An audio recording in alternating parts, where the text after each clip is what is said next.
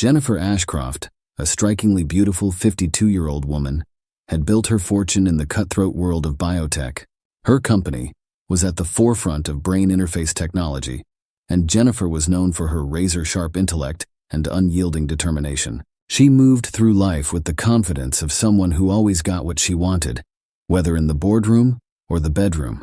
A 20-year-old Ryan Breslin, with his brooding good looks, seemed an unlikely match for the poised and polished Jennifer. A college dropout with a troubled past, Ryan had drifted through a series of dead-end jobs before a chance encounter with Jennifer changed the trajectory of his life. Their relationship, while unconventional, appeared to offer both parties what they desired. For Jennifer, a vibrant young companion to stave off loneliness, and for Ryan, financial security and a taste of luxury he had never known. For nearly a year, their arrangement flourished in the shadows of Riverton.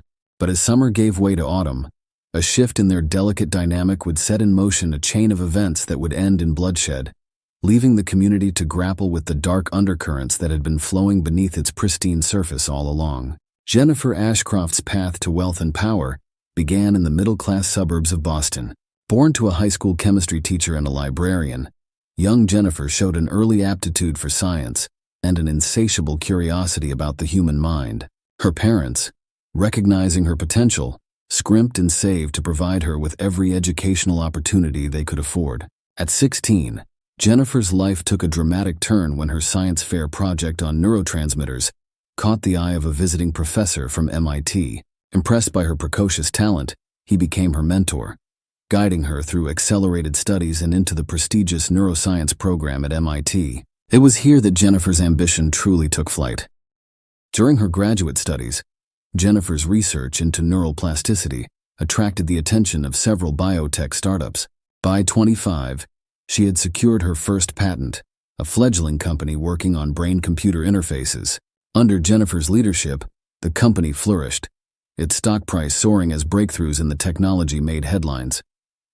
With each success, Jennifer's wealth and influence grew, but so did her reputation for ruthlessness. Former colleagues spoke in hushed tones of her ability to charm and manipulate, to identify weaknesses and exploit them mercilessly. Jennifer's personal life was marked by a series of short-lived marriages, each ending as her partners found themselves unable to compete with her true passion, her work. Her first husband, a fellow researcher she met at MIT, lasted 3 years before filing for divorce, citing emotional neglect. The second, a charming venture capitalist, made it to year 5 before Jennifer's suspicions of his infidelity led to an acrimonious split. After her third divorce at 48, from a younger art dealer who claimed she had become obsessively controlling, Jennifer swore off traditional relationships. Instead, she began to seek out the company of much younger men, drawn to their vitality and the uncomplicated nature of purely transactional arrangements. It was a lifestyle that suited her, allowing her to maintain control while satisfying her needs for companionship and physical intimacy. Yet as Jennifer approached her 50s, a creeping sense of loneliness began to gnaw at her. It was this vulnerability, carefully hidden beneath her polished exterior, that would leave her susceptible to the intoxicating allure of Ryan Breslin and the destructive jealousy that would follow.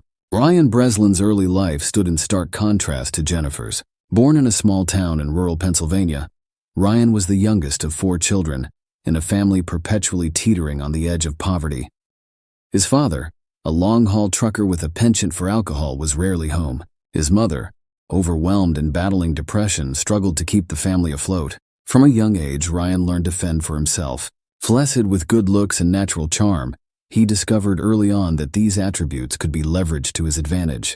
By high school, Ryan had perfected the art of getting by with minimal effort, relying on his charisma to smooth over his academic shortcomings and disciplinary issues. Despite his lackluster academic performance, Ryan's SAT scores were surprisingly high, hinting at an intelligence he rarely applied to his studies. This, combined with his prowess on the basketball court, earned him a scholarship to a small liberal arts college in Philadelphia. However, the freedom of college life proved too tempting for Ryan. Away from the watchful eyes of his family and high school teachers, he fell in with a party crowd. His grades plummeted, and by the end of his freshman year, Ryan had lost his scholarship. Too ashamed to return home, he decided to stay in Philadelphia, bouncing between low-wage jobs and crashing on friends' couches. It was during this aimless period that Ryan's path intersected with Jennifer's. Working as a barista in an upscale cafe frequented by business executives, Ryan caught Jennifer's eye one rainy Tuesday morning. She was struck by his easy smile and the hint of vulnerability behind his confident demeanor. For Ryan, Jennifer represented everything he thought he wanted: sophistication, success, and the promise of a life far removed from his humble beginnings.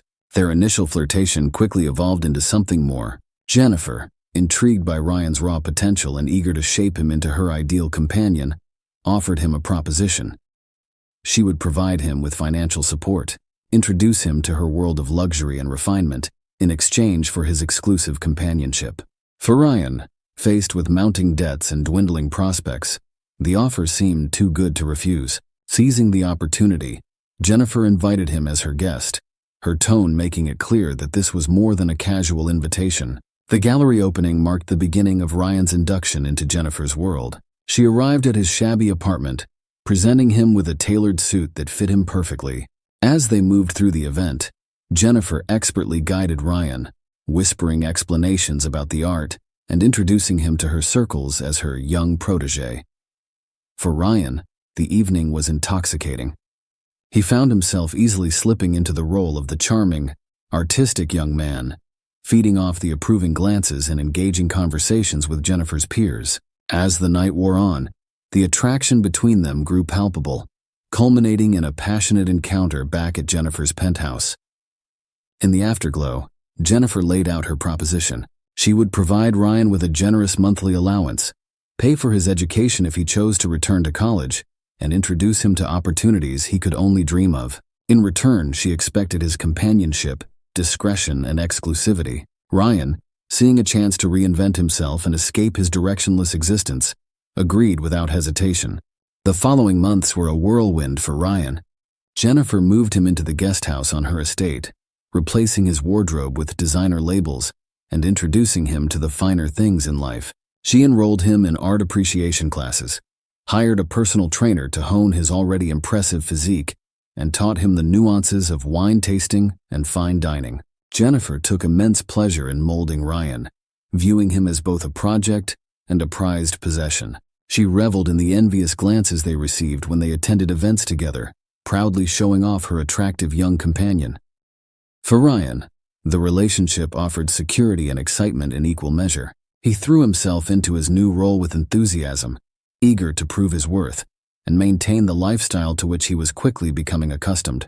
Their physical relationship was passionate and adventurous, with Jennifer introducing Ryan to experiences he had never imagined. She pushed his boundaries, always maintaining control, a dynamic that spilled over into other aspects of their relationship. As summer turned to fall, Jennifer and Ryan settled into a rhythm of lavish vacations, social events, and intimate evenings at home. To the outside world, they appeared to be an unconventional but happy couple. However, beneath the surface, the seeds of codependency and obsession were taking root, setting the stage for the turmoil that was to come. The delicate balance of Jennifer and Ryan's relationship began to shift with the arrival of Aria Thornton, a 20-year-old art history major at the local university. Aria entered their lives innocuously enough, as a part-time docent at the Museum of Modern Art. Ryan first encountered Aria during one of his frequent visits to the museum, a habit encouraged by Jennifer to further his art education. Aria was leading a tour group, her passion for the artwork evident in her animated descriptions and insightful commentary. Ryan found himself drawn to her enthusiasm, so different from Jennifer's calculated appreciation of art as a status symbol. After the tour, Ryan approached Aria, engaging her in a discussion about the exhibition. Their conversation flowed easily, punctuated by shared laughter and a palpable sense of connection. For the first time in months, Ryan felt truly seen for who he was, rather than as an extension of Jennifer. Aria, with her vibrant style and infectious laugh, represented everything that Jennifer was not. Where Jennifer was polished and restrained, Aria was spontaneous and expressive. Her youth and energy resonated with Ryan, reminding him of the peer relationships he had sacrificed for his arrangement with Jennifer. Over the next few weeks, Ryan found himself visiting the museum more frequently, always managing to time his visits with Arya's shifts. Their friendship blossomed quickly, bonding over shared interests in art, music, and philosophy. Arya introduced Ryan to her world of college parties, indie film screenings, and late-night discussions in 24-hour diners. For Ryan, these interactions with Arya and her friends were a breath of fresh air. He rediscovered parts of himself that had been suppressed in his relationship with Jennifer, including his own artistic aspirations. Arya encouraged him to pursue his interest in photography, even gifting him a vintage camera she had found at a flea market. As Ryan spent more time with Arya, he began to question the nature of his relationship with Jennifer. The stark contrast between the genuine connection he felt with Arya and the transactional nature of his arrangement with Jennifer became increasingly apparent. He found himself manufacturing excuses to spend time away from the estate, his thoughts constantly drifting to Arya. Unbeknownst to Ryan, his changing behavior and growing distraction had not gone unnoticed by Jennifer. Her keen instincts, honed by years of corporate maneuvering, sensed a shift in their dynamic. As Ryan pulled away, Jennifer's determination to maintain control over him only intensified, setting the stage for the conflict that would ultimately lead to tragedy. The first signs of trouble were subtle. Jennifer noticed Ryan checking his phone more frequently, his face lighting up at certain messages. He began to spend more time at the museum, citing a newfound passion for contemporary art. While Jennifer initially encouraged this interest, a nagging suspicion began to take root in her mind. One evening, as they prepared for a charity gala, Jennifer casually asked about Ryan's day at the museum. His response was enthusiastic, filled with details about a new exhibition. But it was the mention of Arya, the incredibly knowledgeable docent, that caught Jennifer's attention. The way Ryan's eyes sparkled as he spoke of her set off alarm bells in Jennifer's head. Determined to uncover the truth, Jennifer began to monitor Ryan more closely. She installed a GPS tracker on his phone under the guise of a security upgrade. She hired a private investigator to follow him during his outings. The reports she received confirmed her worst fears. Ryan was spending considerable time with a young woman, their body language indicating a clear attraction. As evidence of Ryan's growing connection with Arya mounted, Jennifer's jealousy festered. She oscillated between icy detachment and clingy desperation, her moods becoming increasingly unpredictable.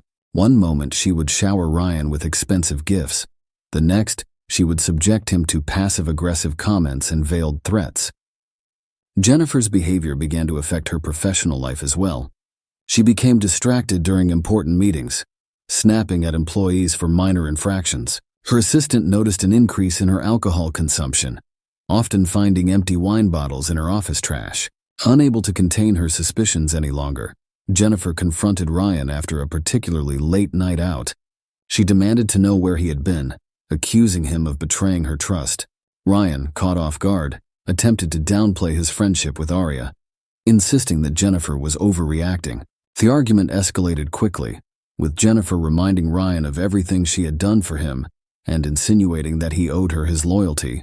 This confrontation marked a turning point in their relationship. Ryan, feeling trapped and resentful of Jennifer's possessiveness, began to withdraw further. He became more guarded with his phone, careful not to mention Arya, and invented elaborate excuses for his absences. Jennifer, driven by her growing paranoia, intensified her efforts to control Ryan. She insisted on accompanying him to art events, her possessive body language sending a clear message to anyone who approached them. She surprised him with impromptu visits to the museum, her sharp eyes scanning for any sign of the young docent who had captured Ryan's attention. As the weeks wore on, the emotional chasm between Jennifer and Ryan widened. Their once passionate encounters became mechanical, tinged with an undercurrent of resentment. Jennifer's jealousy morphed into an obsession, consuming her thoughts and driving her to increasingly desperate measures to keep Ryan by her side. Little did she know that her possessive love was pushing Ryan further away, steering them both towards a confrontation that would have fatal consequences. As Jennifer's jealousy intensified, she embarked on a calculated campaign to maintain control over Ryan. Drawing on the same strategic thinking that had made her a formidable businesswoman, she deployed a range of manipulation tactics designed to keep Ryan dependent on her and isolated from Arya's influence. Jennifer's first move was to exploit Ryan's financial dependence. She began to withhold his allowance, citing fictitious issues with her accounts, or claiming she needed to reallocate funds for business purposes. When Ryan expressed concern, she would relent, but not before extracting promises of increased commitment and time spent together. Emotional manipulation became Jennifer's primary weapon. She oscillated between lavishing Ryan with affection and subjecting him to prolonged periods of icy silence. This hot and cold treatment left Ryan constantly off balance, never sure where he stood. Jennifer also employed more subtle tactics to isolate Ryan from potential support systems. She scheduled trips that conveniently coincided with plans Ryan had made with friends. She expressed concern about his old acquaintances, implying they were a bad influence or simply using him for his newfound status. Gradually, Ryan's social circle shrank, leaving Jennifer as his primary source of companionship and validation. In moments of perceived threat, Jennifer would remind Ryan of all she had done for him, framing her controlling behavior as acts of love and generosity. She'd recount how she had rescued him from a life of poverty and obscurity, implying that without her, he would be nothing. These guilt trips served to reinforce Ryan's sense of obligation and indebtedness to Jennifer. As Ryan continued to pull out, Jennifer's tactics grew more desperate. She began to fake health scares, claiming stress-induced migraines or fainting spells that mysteriously coincided with times Ryan wanted to go out alone. Her performance was so convincing that Ryan often canceled his plans out of genuine concern for her well-being. Through this web of manipulation, Jennifer sought to create a reality where Ryan believed he needed her, where his autonomy was slowly eroded until staying with her seemed like the only viable option. Yet, with each manipulative act, she was pushing Ryan closer to his breaking point, fueling a resentment that would soon boil over with devastating consequences. During one of her clandestine investigations into Ryan's past, Jennifer uncovered a secret that she believed would give her the ultimate leverage. Through her network of private investigators, she learned that Ryan had been involved in a car accident during his freshman year of college. The accident had resulted in a serious injury to another student, but Ryan had fled the scene in a panic. The case had gone cold due to lack of evidence, but Jennifer now held the missing pieces. Armed with this explosive information, Jennifer carefully planned her approach. She waited for a moment when Ryan was particularly vulnerable, after a heated argument about his increasing absences. As Ryan turned to leave, Jennifer calmly mentioned the accident.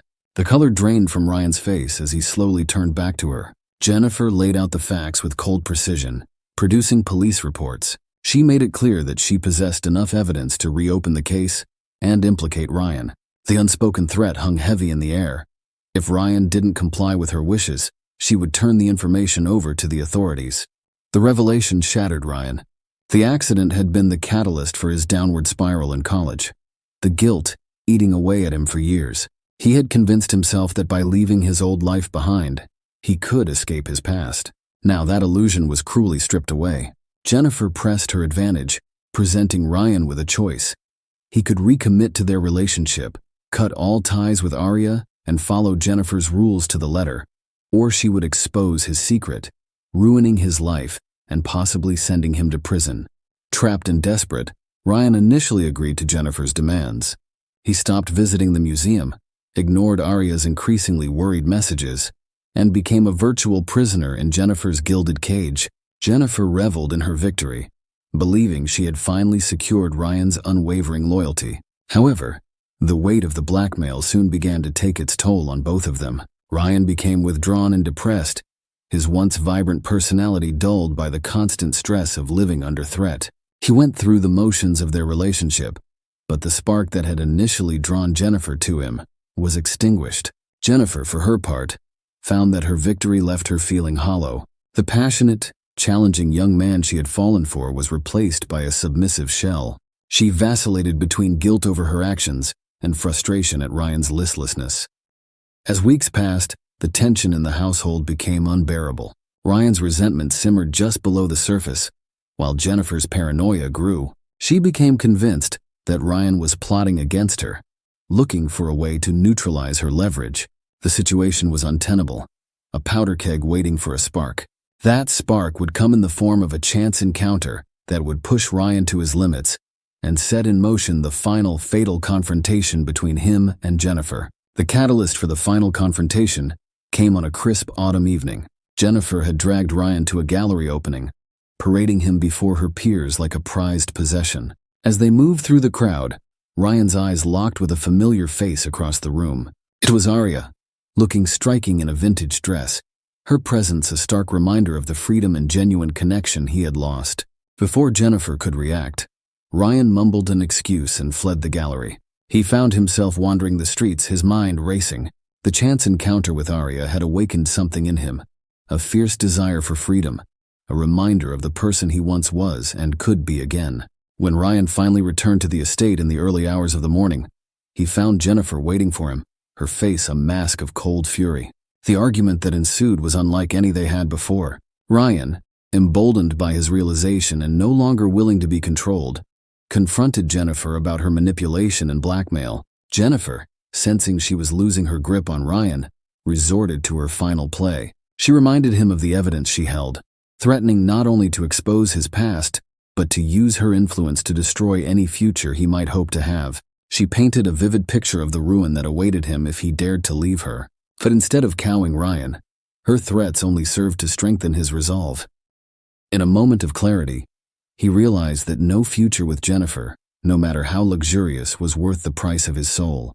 With a calmness that belied the turmoil within him, Ryan told Jennifer that he was leaving, regardless of the consequences. Jennifer, faced with the reality of losing Ryan despite her best efforts, snapped. What happened next would shock the community and change both their lives forever. As Ryan turned to leave, Jennifer's composure shattered completely. With a primal scream of rage and desperation, she lunged at him, her manicured nails raking across his face. Ryan, caught off guard by the sudden violence, stumbled backward, knocking over an antique vase that shattered on the marble floor. The sound of breaking porcelain seemed to push Jennifer further into a frenzy. She grabbed a heavy crystal decanter from the bar cart and swung it at Ryan's head. He ducked, the decanter missing him by inches and smashing against the wall, showering them both with glass and expensive scotch. Ryan, realizing the gravity of the situation, tried to restrain Jennifer, pleading with her to calm down. But Jennifer was beyond reason. She clawed at him, kicking and screaming incoherently about betrayal and ingratitude. In the struggle, they careened into Jennifer's prized art collection, paintings crashing to the floor around them. As they grappled, Jennifer's hand closed around a letter opener on her desk, a wicked, ornate thing that was more weapon than office tool. She plunged it toward Ryan's chest. He managed to deflect the blow, but the blade sliced deeply into his arm, drawing a spray of blood. The sight of blood seemed to momentarily snap Jennifer back to reality. She staggered back, the letter opener falling from her suddenly nerveless fingers. Ryan, clutching his bleeding arm, saw an opportunity to escape and made a dash for the door. But Jennifer, in a final desperate act, grabbed his injured arm, yanking him back with surprising strength. Ryan, acting on pure instinct and adrenaline, shoved her away hard. Jennifer stumbled backward, her heel catching on the rug. Time seemed to slow as she fell, her head striking the corner of the heavy marble fireplace with a sickening crack. Jennifer crumpled to the floor, a pool of blood quickly spreading beneath her hair. Ryan stood frozen, his mind struggling to process what had just happened. The room, so recently a scene of chaos, was suddenly terribly still. With trembling hands, Ryan checked for a pulse, finding none. The realization hit him like a physical blow. Jennifer was dead, and his life as he knew it was over. In a daze, he stumbled out of the house into the cool night air, leaving behind a scene of destruction that would soon become the center of a sensational investigation. The grisly discovery was made by Jennifer's housekeeper, Elodia Ramirez, early the next morning. Her screams upon finding her employer's lifeless body shattered the tranquil morning silence of Riverton, bringing neighbors running and prompting a flurry of calls to 911. Detective Lydia Blackwell, a veteran of the Riverton Police Department's Homicide Division, arrived at the scene within the hour. The opulent living room, now a tableau of violence, told a story of a fierce struggle. Broken glass crunched under her feet as she made her initial survey, noting the overturned furniture, shattered artifacts, and the smears of blood that led to Jennifer's body by the fireplace.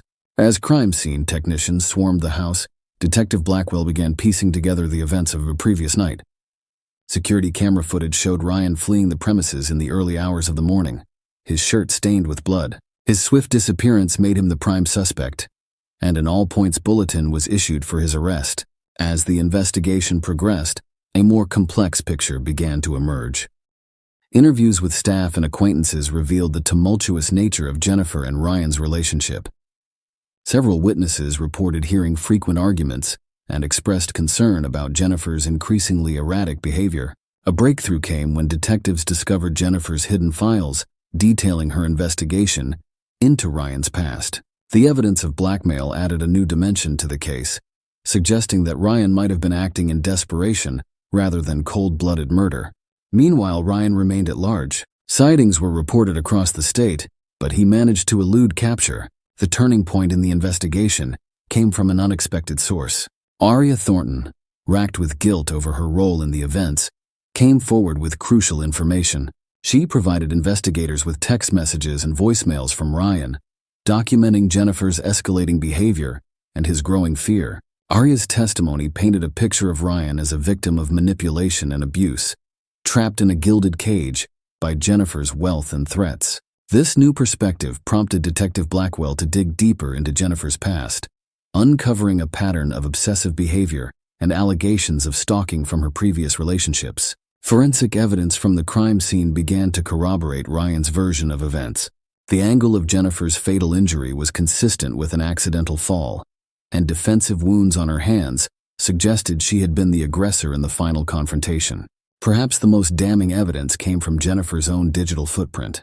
A thorough examination of her computers revealed the full extent of her surveillance of Ryan, including GPS tracking data and recordings from hidden cameras in their home. The level of invasion and control shocked even the most seasoned investigators. As the true nature of Jennifer and Ryan's relationship came to light, public opinion began to shift. The narrative of the gold-digging boy toy gave way to a more nuanced understanding of a young man trapped in an abusive situation. Initially charged with second-degree murder, Ryan's case took an unexpected turn. As evidence of Jennifer's manipulation and abuse mounted, the district attorney's office faced increasing pressure to reconsider the charges. After lengthy deliberations and negotiations with Ryan's defense team, the charges were reduced to manslaughter. After weeks of testimony and 3 days of deliberation, the jury returned their verdict. Ryan was found guilty of involuntary manslaughter, a verdict that acknowledged his role in Jennifer's death, while also recognizing the extenuating circumstances that led to the fatal confrontation. The judge, taking into account Ryan's lack of prior criminal record and the unusual circumstances of the case, sentenced him to 5 years in prison with the possibility of parole after 3 years. The sentence was met with mixed reactions, some feeling it was too lenient, others arguing that Ryan had already suffered enough.